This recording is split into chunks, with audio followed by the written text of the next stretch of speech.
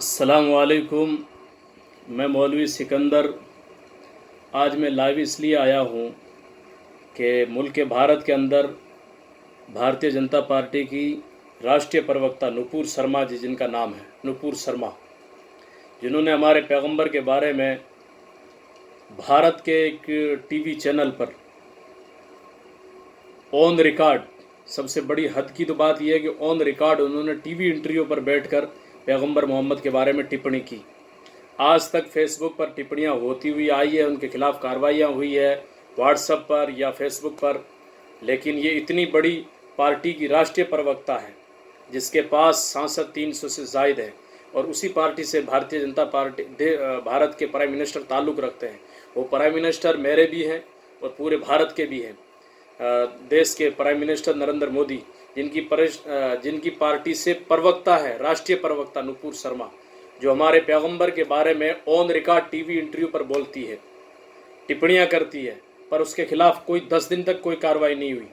बाहर मुल्कों के मुस्लिम देशों ने कुछ दबाव बनाया तो प्राइम मिनिस्टर ने उनको पार्टी से 6 साल के लिए निष्कासित किया, ना कि उनको कोई सज़ा दिलाई। हालांकि उन्हें अरेस्ट करना चाहिए, उनके खिलाफ कार्रवाई होनी चाहिए, उन्हें जेल में ठोसना चाहिए, और होना तो ये होना चाहिए कि ऐसे जो कुत्ते लोग भौंकते हैं उनके खिलाफ सज़ा होनी चाहिए, सख्त से सख्त सज़ा, ताकि वो किसी भी धर्म के खिलाफ ना बोलें। अगर कोई मुसलमान भी किसी हिंदू धर्म या सिख या ईसाई के खिलाफ बोल रहा है तो उसके खिलाफ भी कार्रवाई होनी चाहिए। हम किसी की कोई सपोर्ट नहीं करते हैं, बल्कि इतने बड़े बड़े मुल्क में जहाँ 30 से 35 करोड़ मुसलमान रहते हैं उनकी कोई सुनवाई नहीं होती, और बाहर मुल्कों के मुसलमान कुछ दबाव बनाते हैं आपके ऊपर, आप फ़ौरन कार्रवाई करते हैं। आपकी अहमियत तो जब बढ़ेगी जब आप अपने मुल्क के मुसलमानों की सुनेंगे। बाहर के मुल्क हालात ख़राब होने पर देश के लिए जान नहीं दे सकते हैं। देश के लिए जान अगर दे सकते हैं, जान दी भी है तो देश के मुसलमानों ने देश के लिए जान दी है, और वक्त पड़ेगा तो इंशाअल्लाह सबसे पहले भारत का मुसलमान भारत के लिए कुर्बान होने के लिए तैयार है।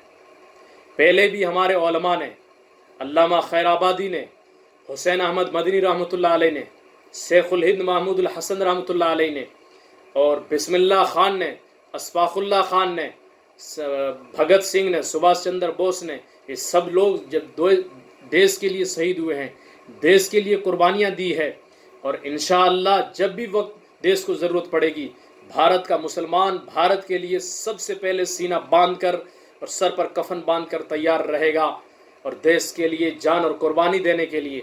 पर इनके खिलाफ कार्रवाई होनी चाहिए। हम देश के राष्ट्रपति रामनाथ कोविंद साहब से और देश के प्राइम मिनिस्टर नरेंद्र मोदी साहब से भी और देश के गृह मंत्री अमित शाह साहब से भी गुजारिश करते हैं कि इनको जल्द से जल्द अरेस्ट किया जाना चाहिए और इनके खिलाफ सख्त से सख्त कार्रवाई हो। आप विदेशों की ना सुने बल्कि हमारी सुने, मुल्क के अंदर रहने वाले मुसलमानों की सुने। और सबसे बड़ी हैरत की बात तो ये है कि एक और कुत्ता भौंका कल परसों, हालांकि मैंने सुना है कि उससे अरेस्ट किया गया है। हरीश सिंह या हरत सिंह ऐसा कुछ नाम है, नाम भी मुझे इनका नहीं आता, पर उसने भी गलत टिप्पणियां की है। ऐसे लोगों के खिलाफ कानून बनना चाहिए और इनके खिलाफ कार्रवाई होनी चाहिए ताकि कोई ना बोले। और हम अमन के हामी हैं, अमन में रह रहे हैं, तो इसका गलत फ़ायदा ना उठाएं। हमें सब कुछ करना आता है, लेकिन हम अमन के हामी हैं। हम देश का माहौल हमने ना कभी बिगाड़ा था और ना कभी हम बिगाड़ेंगे। और दूसरी बात, ये जो कांग्रेसी लोग हैं, इसमें हर पार्टी में मुसलमान हैं, बसपा में, समाजवादी में, आरजेडी में, राष्ट्रवादी में, शिवसेना में, आरएलपी में, या जितने भी पार्टियां हों इन सब में, कांग्रेस में, लेकिन इनका कोई मुसलमान बोलता ही नहीं है। राजस्थान में 12 से ज़्यादा एमएलए हैं पर किसी की ज़बान नहीं खुलती है। करौली जलाया गया, जोधपुर जलाया गया, बेकसूर मुसलमानों को जेलों में ठोसा गया, 90 से ज़्यादा लोगों पर केस बुक कर दिए गए, 14 साल के बच्चों को जेल में ठोसा गया, कोई मुसलमान विधायक नहीं बोला। अरे सचिन पायलट 4 विधायकों को लेकर बाहर चले जाते हैं तो कांग्रेस की हालत ख़राब हो जाती है। अब 12 मुसलमान कांग्रेस के विधायक हैं। अगर इस तरीके से अशोक गहलोत की नाक के नीचे काम हो रहा है, आप फौरन अपना समर्थन वापस ले, सरकार गिरेगी, फौरन कार्रवाई करेगी, पर कोई नहीं बोलता है। और कैसे मुसलमान हो तुम, कैसे कौम के लीडर तुम बने हो? और एक तरफ तुम तस्वीर लेते हो, हज करने जाते हो, नमाज पढ़ते हो, लोगों को दिखावा करते हो।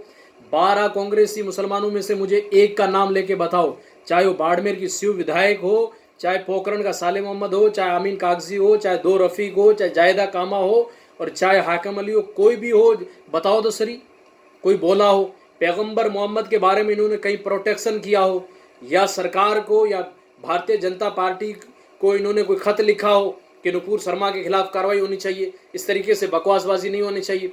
और कुछ दिनों के बाद में देखना ये झोला लेके फौरन आ जाएंगे कि हमें वोट दो, हम तुम्हारे लीडर हैं। अरे कोई लीडर नहीं हो तुम हमारे। वो गया वक्त के 2-4 लट्टू आ जाते थे और हम तुम्हें वोट दे देते थे। और तुम जब पैगंबर मोहम्मद के नहीं हो, पैगंबर मोहम्मद के लिए तुम प्रोटेक्शन नहीं कर सकते हो, जिला कलेक्टर को तुम ज्ञापन नहीं दे सकते हो, एसपी को तुम ज्ञापन नहीं दे सकते हो, राष्ट्रपति के नाम पे तुम खत नहीं भेज सकते हो, तो तुम हमारा क्या विकास करोगे? तुम हमारे मुस्तकबिल की क्या सोचोगे? तुम हमारी क्या हिफाजत करोगे? कुछ नहीं कर सकते हो। हमारी हिफाजत सिर्फ हमारा अल्लाह ही कर सकता है, जिसने हमारी जिम्मेदारी ली है और जिसने हमें पैदा किया है। और हमें अफसोस होता है ये राजस्थान के जमीयत के जिम्मेदारों पर। कुछ दिन पहले पाटौदी के मौलाना को बुरी तरह मारा गया, 1200 जोकरों को ऊपर छोड़ दिया गया, और वो एक मुअज़्ज़ज़ इदारे का मुदर्रिस है और उसी मदरसे के मोहतमिम जमीयत के सदर है, पर वो कुछ नहीं बोलते, खामोश है। और बाड़मेर में जो जमीयत के जिला अध्यक्ष, जिला सेक्रेटरी, जिला सचिव जो भी बन बैठे हैं, वो भी एकदम खामोश हैं, लगता है उन्हें सांप सूंघ गया है। अरे क्यों नहीं तुम बोल रहे हो?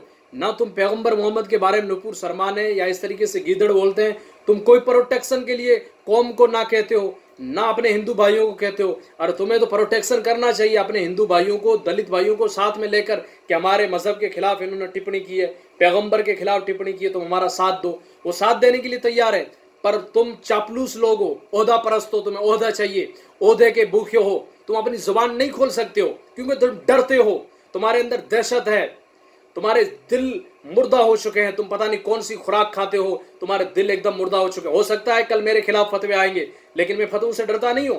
तुम क्या बोले हो सालिम के बारे में? कुछ नहीं बोले, तुम्हारी जबान एकदम खामोश थी। और आज तीसरी बात अहम कि हैदराबाद का एक विधायक है राजा भैया भारतीय जनता पार्टी से, वो ख्वाजा मोइनुद्दीन हसन चिश्ती रहमतुल्लाह अलैह के बारे में पता नहीं कैसे अब शब्द इस्तेमाल कर रहा है। अभी तक उसको गिरफ्तार नहीं किया गया, गिरफ्तार होना चाहिए वो। और खुदा की कसम खा के कहता हूं, आज मैं अजमेर में नहीं था, अगर होता तो मैं सड़कें जाम करवा देता। कहां गए अजमेर के मुसलमानों तुम? और तुम्हें अपनी बहादुरी पर फख्र है, तुम अपने ऐसे तो लंबी लंबी बहुत बातें छोड़ते हो, बहुत बातें करते हो। कहां गए इतने बड़े हिंदन वली ख्वाजा मोइनुद्दीन हसन चिश्ती रहमतुल्लाह अलैह हैं, जिनके हाथों पे 90 लाख लोगों की तारीख है इस्लाम की कबूलियत की, और आज के उसके बारे में उनके बारे में कोई भी एरा गेरा कुत्ता बक रहा है और तुम कुछ भी नहीं कर सकते, प्रोटेक्शन नहीं कर सकते। सरकारी अधिकारियों के पास में तुम तुम्हारा प्रोटेक्शन नहीं दे सकते हो। क्या प्राइम मिनिस्टर की चादर आती है, राष्ट्रपति की चादर आती है, गृह मंत्री की चादर आती है, और उनके पास में आप लोग जा नहीं सकते हैं? राजा भैया के खिलाफ कार्रवाई नहीं हो सकती है? खुदा की कसम खा के कहता हूं कि अगर आज मैं अजमेर में होता तो सड़कें जाम करवा देता। और आज भी मैं कह रहा हूं, अगर आज जुबान आप लोगों की नहीं खुली तो फिर याद रखना, हर गली से निकलने वाला कुत्ता भी तुम्हारे खिलाफ बोलेगा, हर गली से निकलने वाला कुत्ता भी तुम्हारे खिलाफ भौंकेगा, और फिर तुम्हारी सुनवाई नहीं होगी। प्रोटेक्शन करो कानूनी दायरे में रहकर। भारत के मुसलमानों के लिए, भारत के मुसलमानों की जिंदगी, भारत के मुसलमानों का वजूद, right to life fundamental right है। भारत के आईन में हमें इख्तियार है, दफा 26 पढ़ा है, 27 पढ़ा है, 29 पढ़ा है, आर्टिकल 42 पढ़ा है, हमें यानी हमें जीने का सब कुछ इख्तियार है। प्रोटेक्शन हमें करना होगा, सरकार से हमें मांग करनी होगी कि ऐसे जालिमों को गिरफ्तार करो और इनके खिलाफ निष्पक्ष जांचें करके और इन्हें अरेस्ट करके जेलों की सलाखों के पीछे ठोसो। लेकिन हमें कानून नहीं तोड़ना। कानून ना हमने कल तोड़ा था और ना आज तोड़ेंगे और ना इंशाल्लाह कभी आगे तोड़ेंगे। कानून को हमें साथ में रखना है और कानून के जरिए से हमें काम करना है। उठो और जागो और अपने मुस्तकबिल को बचाओ। भारत के संविधान के दायरे में रहकर अपने हुकूक की लड़ाई लड़ो। आज हमारे लिए एक ही व्यक्ति है देश के अंदर जो हमारे हुकूक की लड़ाई लड़ रहा है, जिसका नाम बैरिस्टर असदुद्दीन ओवैसी साहब है, जिसको ये लोग कहते हैं कि बीजेपी की बी टीम है। मैं उन लोगों से कहना चाहता हूं, कांग्रेस के दलालों से और चोरों से, कि बीजेपी की बी टीम असदुद्दीन ओवैसी साहब नहीं है। असदुद्दीन ओवैसी साहब ने सीए एनआरसी का जो बिल था भारत की लोकसभा के अंदर फाड़ा है। 3 तलाक के मुद्दे पर असदुद्दीन ओवैसी साहब बोलते हैं, हिजाब के मुद्दे पर असदुद्दीन ओवैसी साहब बोलते हैं, और मदारिसों के बारे में, मसाजिदों के बारे में असदुद्दीन ओवैसी साहब बोलते हैं। पर कांग्रेसी लीडर बताओ जो मुसलमानों के हुकूक के लिए लड़ता हो। सब चोर हैं, अगल बगल सब सेटिंग की हुई है। और बीजेपी की बी टीम कौन है? हार्दिक पटेल कौन सी पार्टी में था और अब कौन सी पार्टी में? जो सिंधिया, सोनिया गांधी का दूसरा पप्पू माना जाता था, राहुल गांधी का एकदम करीबी दोस्त था, आज वो कौन सी पार्टी में? और भारतीय जनता पार्टी में जितने भी मंत्री बैठे हैं ये सब कांग्रेसी है। तो कांग्रेस और भारतीय जनता पार्टी एक ही सिक्के के 2 पहलू हैं। ट्रॉफी उड़ाओ, इधर गिरेगा तो कांग्रेस, इधर गिरेगा तो भारतीय जनता पार्टी। ओवैसी साहब ने ना ईमान कल बेचा था, ना आज बेचेंगे, और ना इंशाअल्लाह कयामत तक वो आगे बेचेंगे। वो